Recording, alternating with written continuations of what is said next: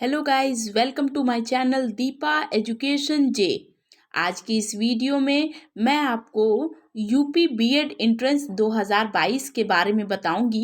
यद्यपि ये एंट्रेंस 2022 से संबंधित ज़रूर है, परंतु ये यूपी बीएड एंट्रेंस कैसे होता है, कैसे हम आवेदन करते हैं, क्या इसका प्रोसीजर होता है, उसके बारे में है। तो लेट्स स्टार्ट। सबसे पहले मैं आपको बताऊंगी कि ये प्रवेश परीक्षा का नोटिफिकेशन जो है वो प्रवेश परीक्षा अप्रैल 2022 में होगी। नोटिफिकेशन अभी तक उत्तर प्रदेश में चुनाव चल रहे हैं, इस वजह से अभी नोटिफिकेशन जारी नहीं हुआ है। यद्यपि यूपी बीएड एंट्रेंस एग्जाम का नोटिफिकेशन फरवरी में जारी हो जाता था, परंतु इस बार चुनाव के आसार कुछ ऐसे दिख रहे हैं, ये फरवरी लास्ट तक या मार्च के स्टार्टिंग वीक में आपको पता चल जाएगा, इसका नोटिफिकेशन आ जाएगा। योग्यता क्या होती है, तो सबसे पहले मैं आपको बताना चाहती हूँ कि यूपी बीएड एंट्रेंस एग्जाम के लिए बच्चों में बहुत सा कंफ्यूजन होता है। मैं आपको बिल्कुल सरल शब्दों में बताना चाहती हूँ कि जो स्नातक में 50% बच्चे जो बच्चे पाए हैं सामान्य और ओबीसी में, वो सभी बच्चे यूपी बीएड एंट्रेंस दे सकते हैं। और अगर छात्र एससी या एसटी कैटेगरी के हैं तो वो 45% अगर स्नातक यानी ग्रेजुएशन में है तो वो इसमें आवेदन कर सकते हैं।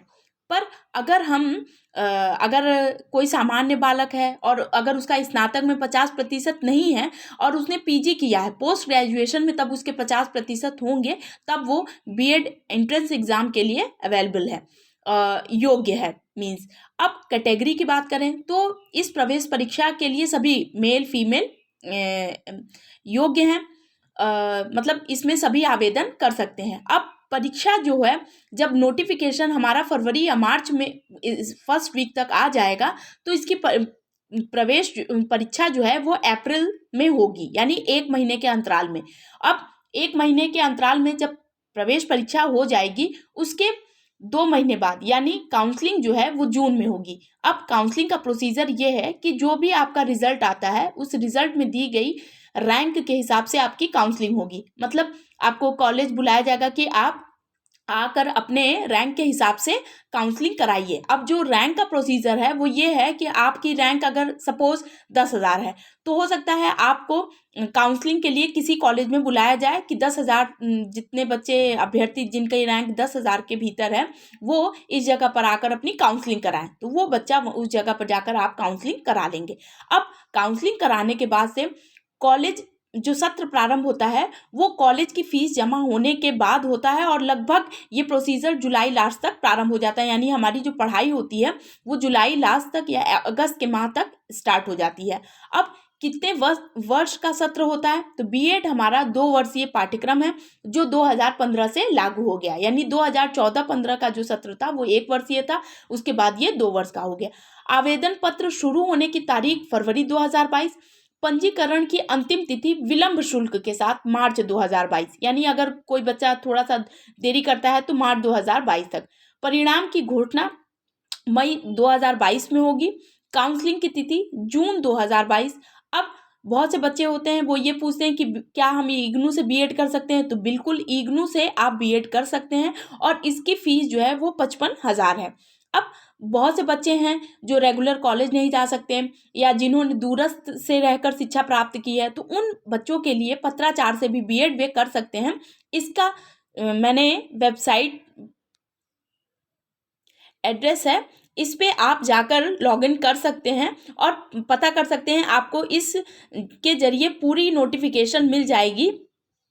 ये एक आधिकारिक वेबसाइट है जिसके जरिए आपको पता लग जाएगा कि पत्राचार से बीएड का क्या प्रोसीजर है। अब एक मोटे तौर पर मैं आपको बताना चाहती हूँ कि प्राइवेट कॉलेज की फीस कितनी होती है। तो कोविड महामारी की वजह से केंद्र सरकार ने ये बताया है कि प्राइवेट कॉलेज की फीस थोड़ी कम कर दी गई है, यानी प्रथम वर्ष की फीस 45,000 है और द्वितीय वर्ष की फीस 25,000 की गई है। ये कोविड महामारी की वजह से की गई है।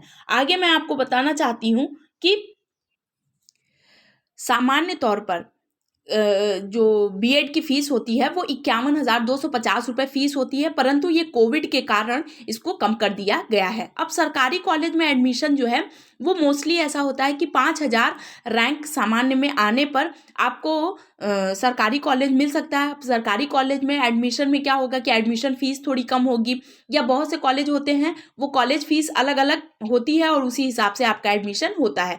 जबकि निजी शिक्षण संस्थान में एडमिशन के लिए ये है कि आपने एंट्रेंस यानी प्रवेश परीक्षा के बाद आप उसमें एडमिशन ले सकते हैं, परंतु किसी भी कॉलेज में चाहे वो सरकारी हो या निजी शिक्षण संस्थान में एडमिशन के लिए आपको प्रवेश परीक्षा देना अनिवार्य है।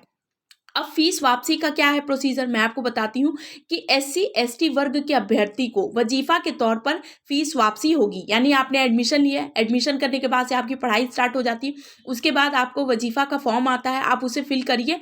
बस सामान्य और ओबीसी वर्ग के लिए यह आवश्यक है कि कोई भी अभिभावक सरकारी नौकरी में नहीं होगा तो आर्थिक रूप से पिछड़े वर्गों की पूरी फीस वापस होती है, गवर्नमेंट पूरी फीस वापस देती है। और चाहे वो ईडब्ल्यूएस में हो या मतलब आर्थिक रूप पिछड़ा होगा तो उनकी मतलब वजीफा के तौर पर आपकी पूरी फीस वापस हो जाती है। जबकि जो कॉलेज फीस होती है ये भी वापस होती है। यानी आप कुल मिलाकर ये हो सकता है कि आप पूरे तरीके से बहुत ही आराम से एडमिशन ले सकते हैं और परीक्षा दे सकते हैं। अब प्रवेश परीक्षा का क्या प्रारूप है, सबसे बहुत ही ज़्यादा महत्वपूर्ण। तो प्रवेश परीक्षा में 2 प्रश्न पत्र होंगे। प्रवेश परीक्षा का प्रारूप ये होता है कि ये लिखित परीक्षा नहीं होती है, बल्कि बीएड एंट्रेंस एग्जाम आपका ऑब्जेक्टिव के रूप में होता है और ऑब्जेक्टिव सेंस में हम ये एग्ज़ाम देते हैं। तो आई होप आपको ये फीस और किस तरह एडमिशन लेते हैं ये सब का प्रोसीजर समझ में आ गया होगा। अब मैं आपको बीएड प्रवेश परीक्षा का प्रारूप, जो प्रवेश परीक्षा होती है उसका किस तरीके से पेपर होते हैं और क्या क्या पेपर में आता है इसके बारे में भी बता देती हूँ। तो इसकी आज की इस वीडियो में आपको बीएड एडमिशन में और जो एंट्रेंस एग्ज़ाम होता है उससे संबंधित किसी तरह की कोई भी समस्या आगे नहीं होगी। तो आगे मैं आपको बताती हूँ। तो सबसे पहले क्या होता है, यहाँ पर मैंने सब लिख दिया है कि खंड, विषय, प्रश्न संख्या, अंक, कुल अंक और समय। तो मैं आपको बताती हूँ कि इसके 2 प्रश्न पत्र होते हैं। पहला प्रश्न पत्र जो होगा उसमें खंड अ और खंड ब 2 में विभाजन होता है। एक होता है सामान्य ज्ञान, 50 क्वेश्चन होते हैं, 100 अंक, यानी प्रत्येक प्रश्न 2 अंक का होगा, कुल अंक 200 होंगे और समय 2 घंटे का होगा। और खंड ब जो है वो वही भाषा से संबंधित होगा। अब जब आवेदन करते समय आपसे ने जो भाषा भरा होगा, जैसे हिंदी या अंग्रेजी, वो आपके वैकल्पिक रूप में है, और जो भी आवेदन करते समय आपने जो भाषा भरी है उसी बात। अब सपोज आपने हिंदी भरा है तो हिंदी के आपके 50 क्वेश्चन होंगे, जो 100 टोटल होंगे, और टोटल अंकों की संख्या बात करें तो 200 होंगे। समय 2 घंटे में आपको ये 2 करना होगा। ये सामान्य ज्ञान यानी खंड अ सभी के लिए अनिवार्य है, और खंड ब ये वैकल्पिक में है। जो जिसने हिंदी लिया होगा वो हिंदी से भरेगा, और जो अंग्रेजी लिया होगा वो अंग्रेजी से भरेगा। अब मैं आपको सामान्य ज्ञान की बात बताती हूँ कि सामान्य ज्ञान में जो है हमारे जो भी आपके पॉलिटी के क्वेश्चन होते हैं, ज्योग्राफी के, हिस्ट्री के, सारा सामान, जीएस का सारा पोर्शन इसमें इंक्लूड हो जाता है। जबकि भाषा में अगर हिंदी की बात करें तो तत्सम, तद्भव, वन वर्ड सब्स्टिट्यूशन, अंग्रेजी में ईडियम, फ्रेजेस, पर्यायवाची, मुहावरे, लोकोक्तियाँ, ईडियम, फ्रेजेस और synonyms, antonyms, one word substitution, मतलब ये सारा कुछ। और ये खंड ब जो अभ्यर्थी जो भी भाषा चुने हैं उसके आधार पर होगा। अब द्वितीय प्रश्न पत्र बाद यानी कुछ समय बाद, उसी दिन यानी एक ही दिन में, जब द्वितीय प्रश्न पत्र जो होता है वो खंड अ में होता है सामान्य अभिरुचि परीक्षण, जो पूरी तरीके से तार्किक होता है, यानी ये रीजनिंग होता है। जो प्रश्न पत्र अगर संख्या बात करें तो 50 क्वेश्चन होते हैं, और ये भी हर क्वेश्चन 2 अंक का होता है, इसलिए 2 घंटे में आपको 200 कुल अंक होते हैं।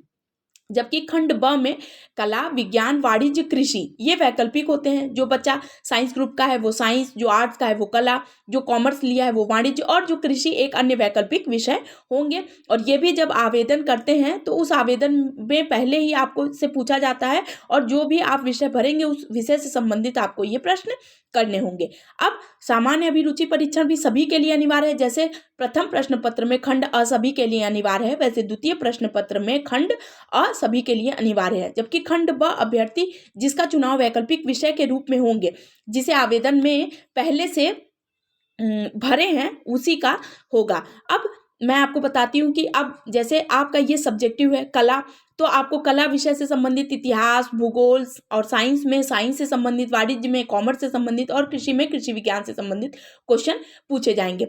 इसमें सबसे महत्वपूर्ण होता है आपका सामान्य विज्ञान, जो सभी के लिए अनिवार्य होता है, और आपके उसके basic question history, geography, polity, ये क्वेश्चन बिल्कुल सामान्य रूप से आते हैं जो एज अ जीएस वर्क करते हैं। और दूसरे में द्वितीय प्रश्न पत्र में खंड अ अनिवार्य है, यानी ये कंपलसरी है, जिसमें सामान्य अभिरुचि परीक्षण, जिसे हम ये रीजनिंग होती है। अब ये रीजनिंग जो है वर्बल और नॉन वर्बल दोनों रूप में आ सकती है।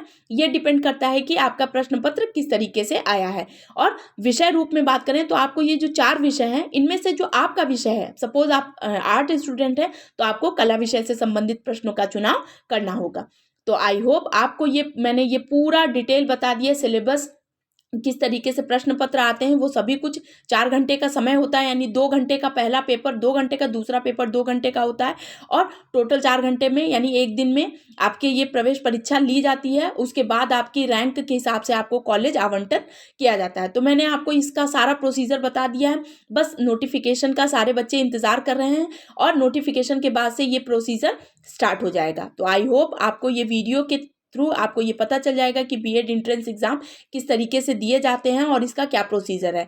तो प्लीज़ आप मेरे चैनल को लाइक कीजिए, सब्सक्राइब कीजिए, शेयर कीजिए और कमेंट कीजिए। Thank you.